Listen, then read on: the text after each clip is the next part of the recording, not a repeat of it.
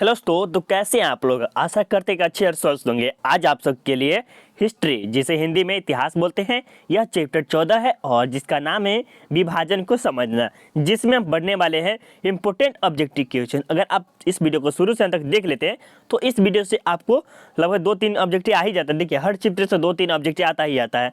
अगर आप चैप्टर 1 से लेकर 13 तक का वीडियो नहीं देखें तो पहले वो जाके देख लीजिए, ताकि आपको पूरे चैप्टर का कवर हो सकता है। ठीक है, जब देख लीजिएगा तब देखिए, अगर आप देखिए, मान लीजिए अगर आप चैप्टर 1 से लेकर 13 तक देखने जा रहे हैं तो कितना 3 से 4 घंटा लगेगा पूरा देखने में, क्योंकि सबका 20-20 मिनट का है, सब 20-20 21-20 मिनट का है। मान लीजिए 3 से नहीं तो 6 घंटा लगेगा। 2 फीलिंग जब देख लेते हैं अपने लाइफ के बारे में, इतना तो देख सकते ना। हम तो ये भी कहेंगे कि जो स्टूडेंट देख लिए है ना 1 से लेकर 13 तक का, तो वो जरूर एक बार और रिपीट कर लेंगे, क्योंकि यहाँ पर जो है ना फुल डिटेल के साथ पढ़ाए हैं और सिर्फ टिक लगवाते नहीं गए हैं। ठीक है, तो आप जरूर देख लेंगे मेरे ख्याल से। चलिए 1 नंबर से स्टार्ट करते हैं। पाकिस्तान का प्रथम प्रधानमंत्री कौन था? पाकिस्तान का प्रथम प्रधानमंत्री कौन था? तो मोहम्मद अली जिन्ना है, लियाकत अली खां है, इकबाल मोहम्मद अहमद है या मौलाना आज़ाद है। तो इसमें राइट आंसर क्या हो? तो ये है हमारा बी राइट आंसर। बहुत बड़े अभी लगाने वाला 100% सही है। और देखिए, ये जो पाकिस्तान का प्रथम प्रधानमंत्री कौन था? लियाकत अली था। ठीक है, ये तो आप समझ गए। और पाकिस्तान कब आज़ाद हुआ? मतलब पाकिस्तान और भारत, पाकिस्तान एक था पहले। ठीक है, भारत और पाकिस्तान दोनों एक ही देश था। ठीक है, और बाद में क्या हुआ? 14 अगस्त 1947 को 14 अगस्त 1947 को पाकिस्तान एक अलग बन गया और 15 अगस्त को एक अलग बन गया। कौन? भारत बन गया उसी दिन। ठीक है, आपको पता भी होगा कौन बना था, कैसे। और इसका जो बता दें, अब पूछा जा सकता है कि पाकिस्तान का वर्तमान प्रधानमंत्री का इमरान खान। क्या है? इमरान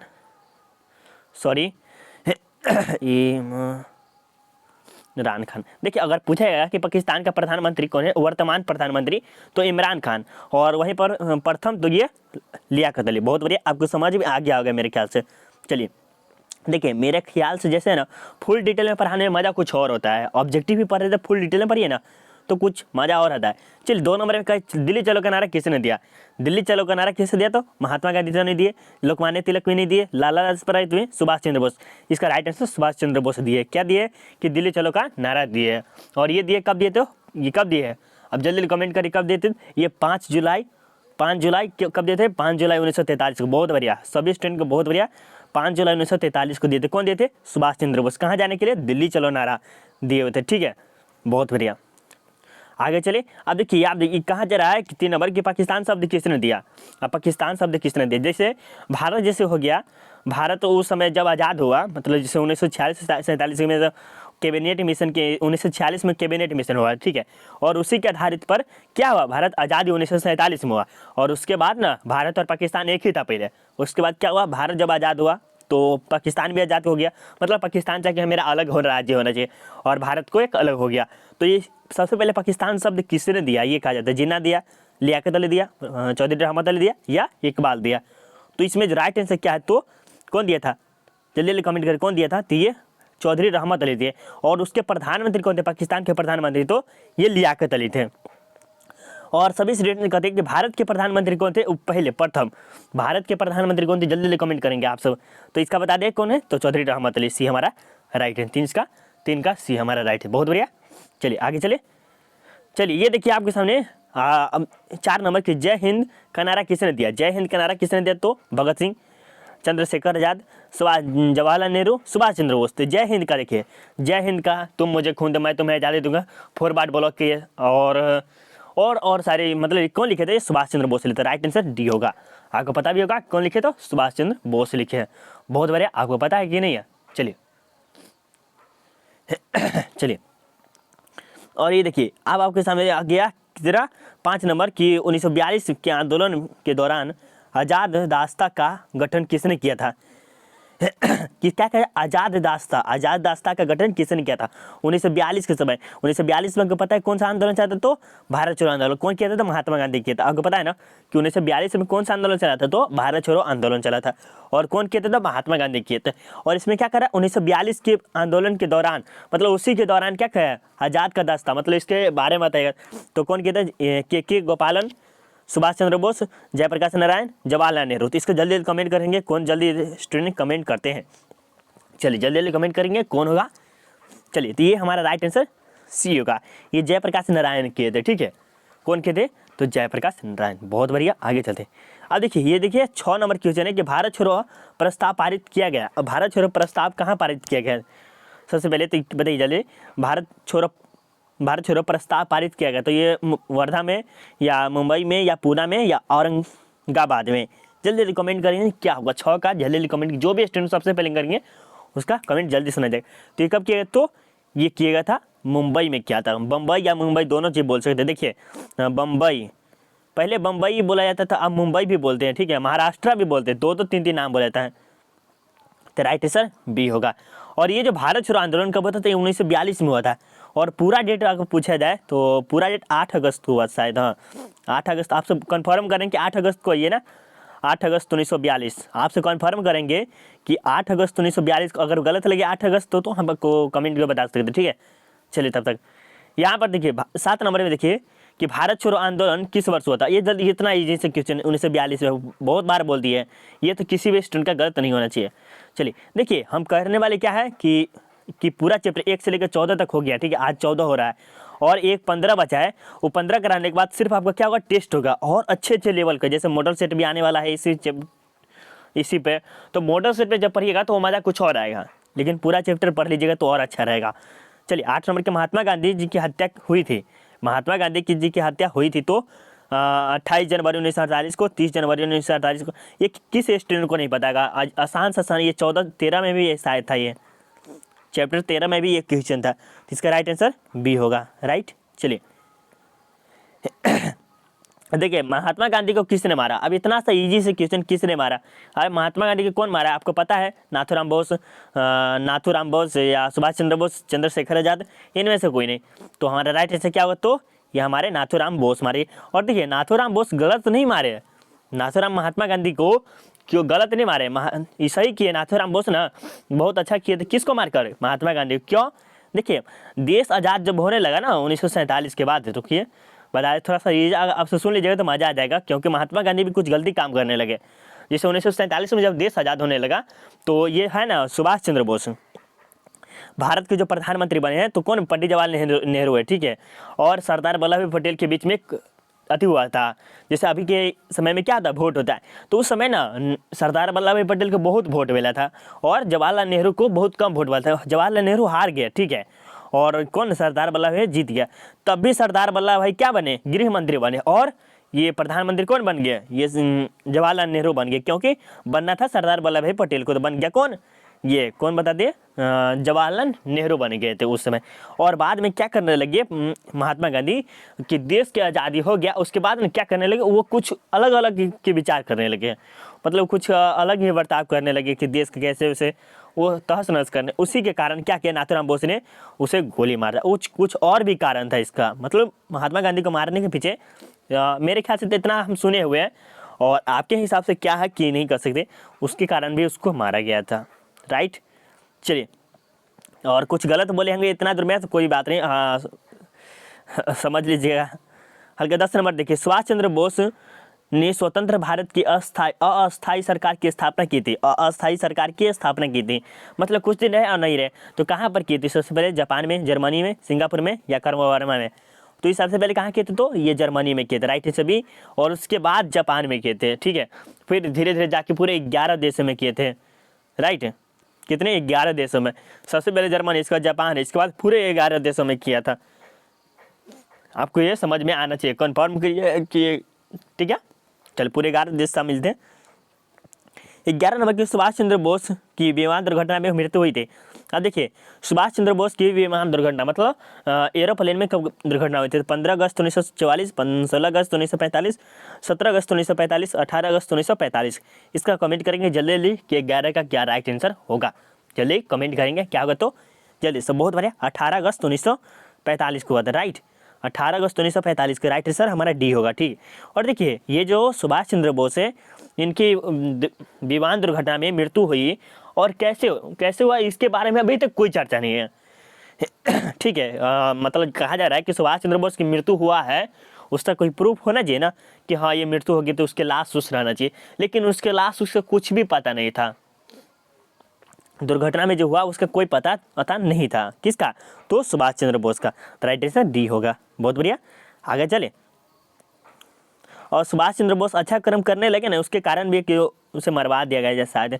देखिए, देश में जितने भी अच्छे अच्छे कर्म करते थे उसको क्या करते थे, कुछ ना कुछ करवा देते। जैसे अभी वर्तमान में ही देख लीजिए, कोई अगर मान लीजिए ना डीसीपी अगर बढ़िया काम कर रहा है ना आपके ज़िला में अगर अच्छा काम कर रहा है तो कोई नेता क्या करेगा, उसको ट्रांसफ़र करवा के कहीं और बेलगा देगा। यही होता है, अच्छा को क्या करता है, ट्रांसफ़र ही बार बार करता है। क्या कीजिएगा, दुनिया ही ऐसा है। अब चलिए 12 नंबर की आज़ाद हिंद फौज की स्थापना किसने की थी? आज़ाद हिंद फौज आपको पता है कौन किए थे? मोहन सिंह है या सुभाष चंद्र बोस है, रास बिहारी बोस है या प्रतिभा है? तो इसका राइट आंसर क्या था? सुभाष चंद्र बोस हमारे राइट आंसर है। कौन है? तो सुभाष चंद्र बोस किए थे। किसको? आज़ाद हिंद फौज का। तुम मुझे खून दो मैं तुम्हें आज़ादी दूंगा। और कौन सा है, जय हिंद का नारा भी कौन दिए? तो ये भी दिए है सुभाष चंद्र बोस में भी ताकत एकदम, उसको भी मजा आया। जैसे भगत सिंह का आप देखते हैं उसी प्रकार सुभाष चंद्र बोस भी था। राइट, चलिए अब देखिए 13 नंबर की मुस्लिम लीग ने पाकिस्तान का प्रस्ताव कब पारित किया? अब देखिए ये जो मुस्लिम जो थे ना वो क्या किया, पाकिस्तान का प्रस्ताव करते, तो वो कब किए थे?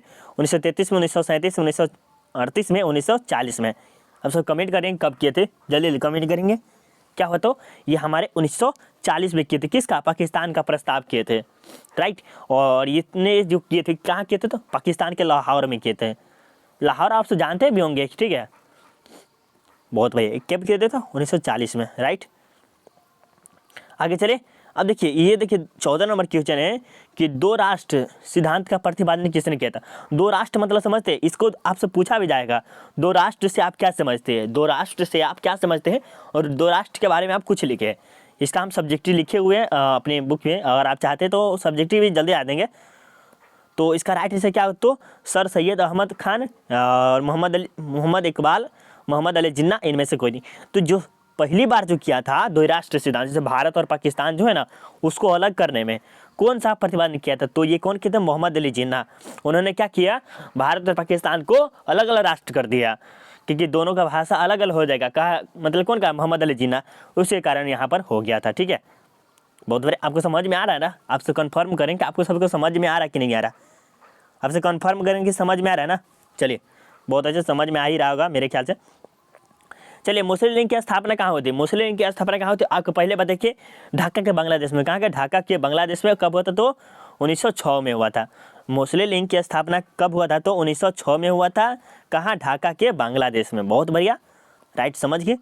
चलिए 16 नंबर क्वेश्चन का जरा कि मौलाना आज़ाद ने किस दिन को काला दिन कहा? मौलाना आज़ाद ने क्या कहा कि किस दिन को काला दिन? काला दिन मतलब हाँ, ब्लैक दिन, ब्लैक डे। राइट, तो 16 अगस्त को, 15 अगस्त को, 16 अगस्त को या 17 अगस्त को? अब जल्दी जल्दी कमेंट करेंगे कौन सा राइट आंसर होगा।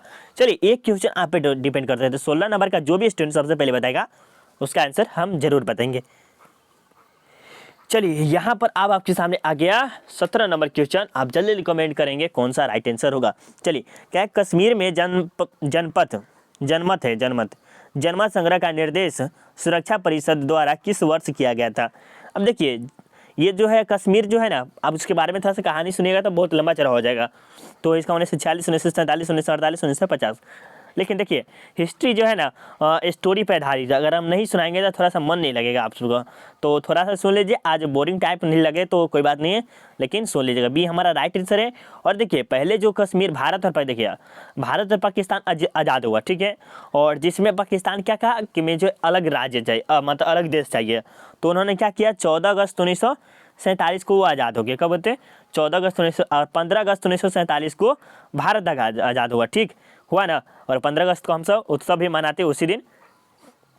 चलिए, और इसके बारे में देखिए कश्मीर जब था ना, जैसे भारत आज़ाद हुआ तो भारत में एक राज्य नहीं था, भारत 10-25 मतलब 553 शायद ऐसे ही कुछ है राज्य, उन मिलकर क्या हुआ, भारत बना। और जब देश आज़ाद हुआ ना तो सब कश्मीर के जो राजा थे वो कह रहे थे कि मुझे अलग से सबसे अलग रहना है, ठीक है।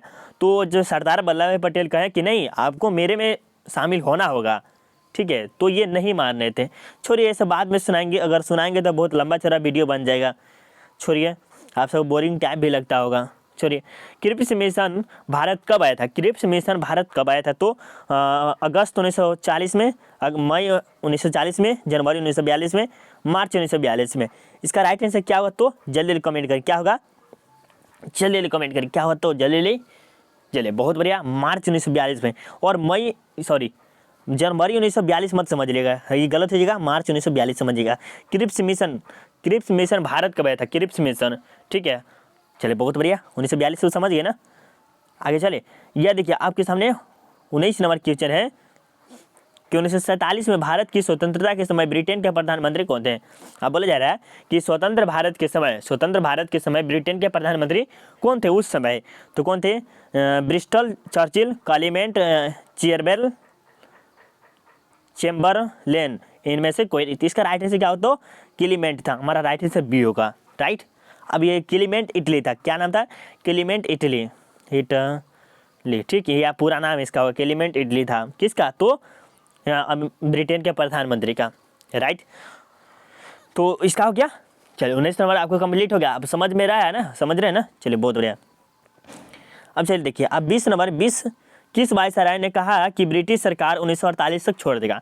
मतलब भारत तो मतलब ब्रिटिश सरकार, ब्रिटेन के जो लोग थे ये तो 1947 में ही छोड़ दिया ना। लेकिन कौन ऐसा आदमी जो अनुमान लगा ले कि 1948 तक वो छोड़ देंगे? मतलब ऐसा अनुमान लगा ले कि हाँ, क्या भारत में आया ना जो ब्रिटेन लोग से अंग्रेज लोग आए हैं, वो क्या करेंगे 1948 तक छोड़ के चल जाएंगे। तो कौन लगाए थे?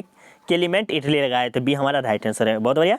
चलिए 21 नंबर क्वेश्चन, और थोड़ा सा क्वेश्चन और है कि डिस्कवरी ऑफ इंडिया किसकी रचना है? डिस्कवरी ऑफ इंडिया किसकी रचना है? तो राजेंद्र प्रसाद, जवाहरलाल नेहरू और लाल बहादुर शास्त्री, बी आर अम्बेडकर। तो इसका राइट आंसर क्या होगा? डिस्कवरी ऑफ इंडिया किसके द्वारा लिखा गया है? जल्दी जल्दी कमेंट करेंगे किसके द्वारा? तो ये जवाहरलाल नेहरू के द्वारा लिखा गया, बी हमारा राइट आंसर है। और ये कब लिखा गया है? तो ये इसका जो प्रकाशन हुआ था या स्थापना हुआ था, ये 1946 में था इसका प्रकाशन, मतलब ये प्रकाशित हुआ था, राइट। इसको पब्लिश कर दिया गया था। चलिए, और ये देखिए 22 नंबर क्वेश्चन है कि भारत का लौह पुरुष किसे कहा जाता है? भारत का लौह पुरुष किसे कहा जाता है? तो ये किस बच्चे को नहीं याद होगा? इतना इजी से क्वेश्चन किसको नहीं याद होगा? सरदार वल्लभ भाई पटेल को कहा जाता है, राइट। चलिए ये देखिए 23 नंबर की स्वतंत्र भारत का अंतिम गवर्नर जनरल कौन था? स्वतंत्र भारत का अंतिम गवर्नर जनरल कौन था? ये आप कमेंट करें कौन सा राइट आंसर होगा।